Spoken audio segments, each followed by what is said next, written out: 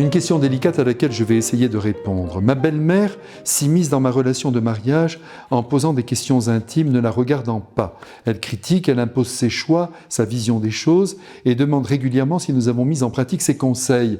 Que faire dans la lumière de Jésus?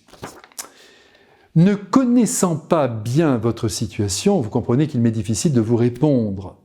Par exemple, je ne sais pas si votre belle-mère vit près de chez vous, si elle habite avec vous, si elle vous visite souvent.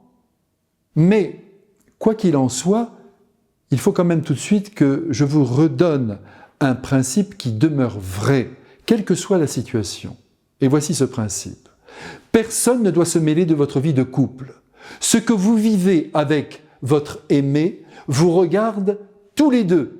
Et aucune mère, aucun père, aucun ami et même aucun prêtre n'a le droit de pénétrer dans votre vie intime et de vous donner des conseils, à moins que vous les demandiez, ce que vous faites aujourd'hui avec moi.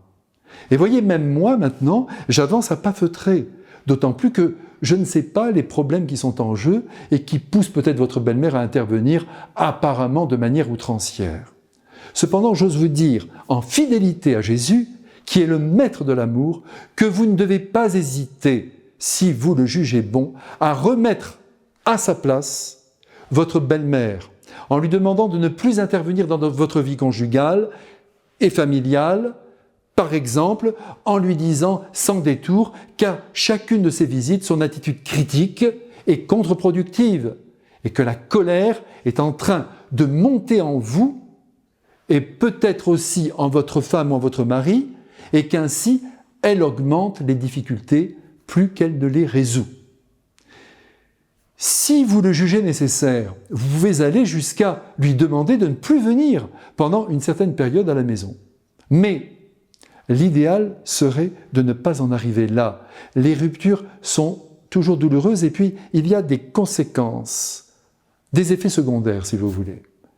Et Jésus, on le voit dans l'Évangile, privilégie toujours le dialogue.